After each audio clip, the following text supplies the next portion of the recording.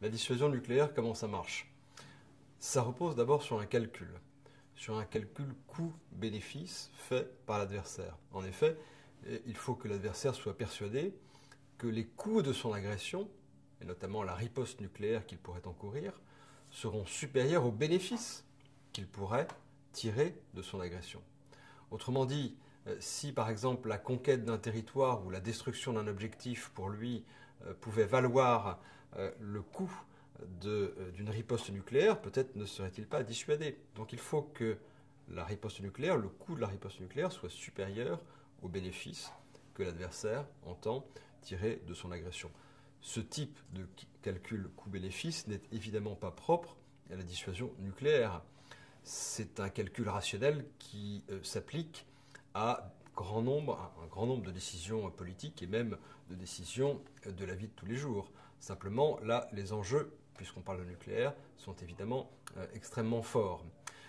Et c'est là qu'il y a une autre dimension qui rentre en ligne de compte.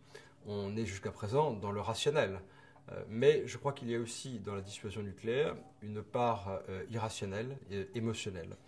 Si la dissuasion nucléaire fonctionne, et je pense qu'elle fonctionne, c'est aussi parce que l'arme nucléaire fait peur, que les armes classiques, que les armes conventionnelles.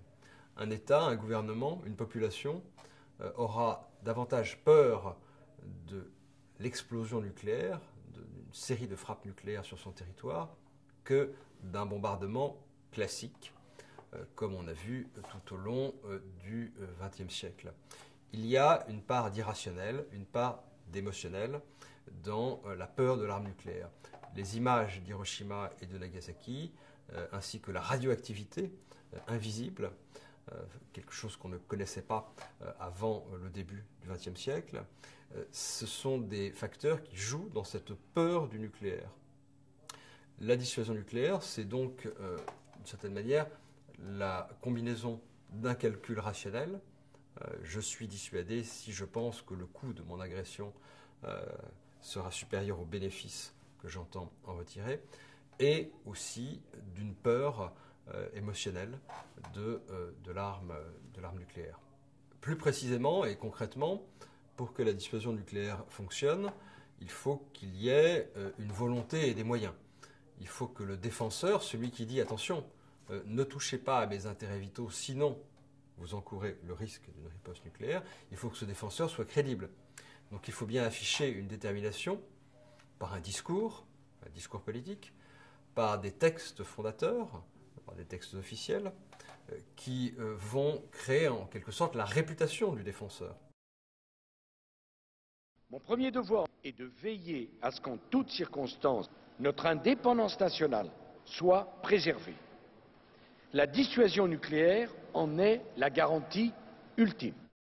En ce qui concerne les pays occidentaux, ce sont bien sûr des discours des présidents de la République français, du président des États-Unis, du Premier ministre britannique. Ça fonctionne de la même manière du côté russe. En l'espèce, c'est le président russe qui manie la dissuasion nucléaire.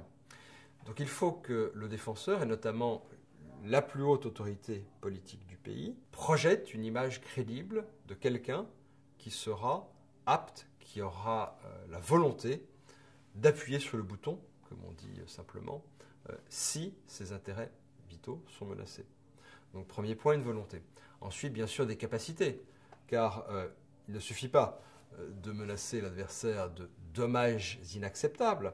Encore faut-il que les moyens soient là, et il faut que le défenseur persuade l'attaquant qu'il a effectivement les moyens d'infliger des dommages inacceptables, selon l'expression consacrée, envers l'attaquant. Ces moyens peuvent être de plusieurs sortes. Aujourd'hui, ce sont essentiellement des missiles équipés de têtes nucléaires, alors qu'au début de l'ère de la dissuasion nucléaire, dans les années 1950, c'était plutôt essentiellement des bombardiers équipés de bombes nucléaires. Ces missiles peuvent être sol-sol, air-sol ou mer-sol, c'est-à-dire tirés comme des fusées depuis le territoire national, ou bien emportés par des avions, dans ce cas ce sont des missiles à plus courte portée, ou enfin des missiles mer-sol, c'est-à-dire tirés depuis des sous-marins.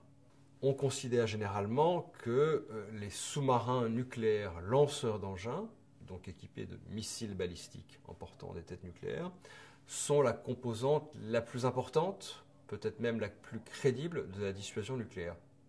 Pourquoi ? Parce que si les missiles nucléaires sont emportés par les sous-marins, alors la dissuasion reste crédible, même si le territoire du défenseur a été totalement dévasté.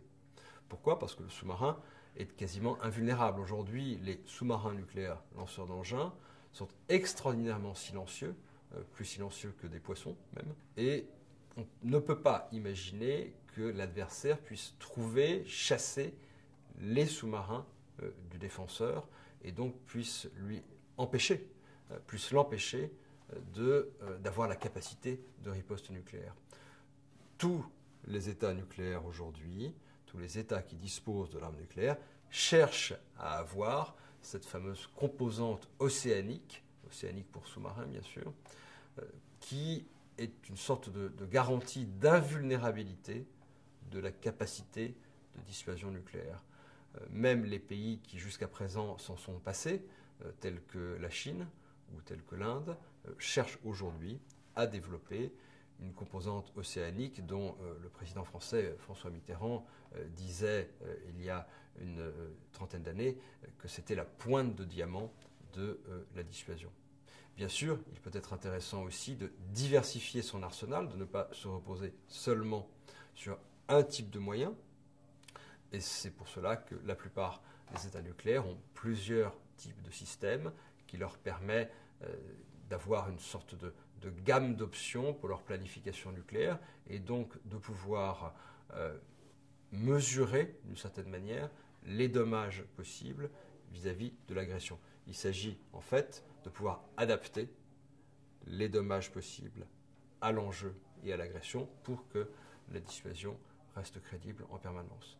Donc la dissuasion nucléaire, c'est une combinaison de calcul rationnel, mais aussi de peur irrationnelle. Et ça repose à la fois sur une volonté, un discours politique fort de la part du défenseur, et une capacité démontrée d'exercer, si nécessaire, en dernier ressort, la dissuasion, c'est-à-dire d'exercer des dommages inacceptables sur le territoire d'un attaquant qui aurait pris l'initiative de s'en prendre aux intérêts vitaux du défenseur. 3 exemples pour montrer la manière dont la dissuasion nucléaire peut fonctionner. 3 exemples de crises nucléaires qui ont eu lieu dans les décennies précédentes. Premier exemple, la crise de Cuba en 1962. L'Union soviétique a installé des missiles nucléaires à Cuba qui peuvent frapper les États-Unis en espérant que, d'une certaine manière, cette menace soit plus crédible, plus facile à exercer que si elle était exercée depuis le territoire soviétique. D'autant plus qu'à l'époque, Moscou ne dispose pas de missiles à très longue portée. Kennedy, à la télévision, va dire solennellement « Les États-Unis considèrent que toute attaque lancée depuis Cuba vers les États-Unis sera considérée comme une attaque provenant de l'Union soviétique. » Donc il cherche à créer un rapport de dissuasion entre Washington et Moscou pour neutraliser la menace des missiles stationnés à Cuba. Deuxième exemple, beaucoup plus près de nous, 1991, la guerre d'Irak. À l'époque, l'Irak possède bel et bien des armes chimiques. On craint qu'il les utilise en grand nombre contre la coalition internationale qui va tenter de libérer le Koweït. Donc les États-Unis vont chercher à dissuader l'Irak d'employer ces armes chimiques. Seulement le problème, c'est que, évidemment, les armes chimiques, ça peut être utilisé à toute petite échelle et pas forcément relever des intérêts vitaux du défenseur. L'Irak n'a pas la capacité de s'en prendre au territoire américain, par exemple. Donc on va utiliser une forme de dissuasion un petit peu ambiguë, où on ne dit pas si on est dans le nucléaire ou pas dans le nucléaire. Les États-Unis disent « Nous vous promettons une riposte très sévère, une riposte dévastatrice et massive si vous utilisez des armes chimiques. » Ils ne disent pas si c'est nucléaire ou non nucléaire, car il n'aurait pas été crédible de parler explicitement de nucléaire en réponse à toute attaque d'armes chimiques. Il semble que l'Irak ait été en partie dissuadé par cette déclaration d'utiliser l'arme chimique. Troisième exemple, la crise qui a eu lieu en Asie du Sud en 2001, qui implique l'Inde et le Pakistan, qui sont déjà des puissances nucléaires à l'époque, qui ont failli se faire la guerre, et cette guerre aurait peut-être pu dégénérer jusqu'à l'emploi de l'arme nucléaire. Et les deux pays vont essayer de faire jouer la dissuasion nucléaire vis-à-vis de l'autre. Donc pendant plusieurs mois, ils vont régulièrement évoquer leur capacité de dissuasion, menacer l'autre de destruction si il fait un pas vers son territoire, si ses forces franchissent la frontière. C'est une crise très tendue dans laquelle le nucléaire joue un rôle assez indirect finalement. C'est une sorte d'ombre portée au-dessus de l'Asie du Sud qui finalement tente à calmer un peu les ardeurs des deux côtés, du côté indien et du côté pakistanais. On raconte même que c'est au moment où l'Amérique, les États-Unis et le Royaume-Uni ont décidé d'évacuer leurs ressortissants des deux capitales que New Delhi et Islamabad, l'Inde et le Pakistan, ont fini par se parler véritablement car ils craignaient beaucoup qu'il y ait une rupture complète avec les pays occidentaux. Donc rôle indirect, plus diffus de la dissuasion nucléaire dans ce troisième exemple, mais on peut dire qu'elle a quand même probablement contribué à éviter un conflit direct, à grande échelle, un conflit militaire majeur entre l'Inde et le Pakistan.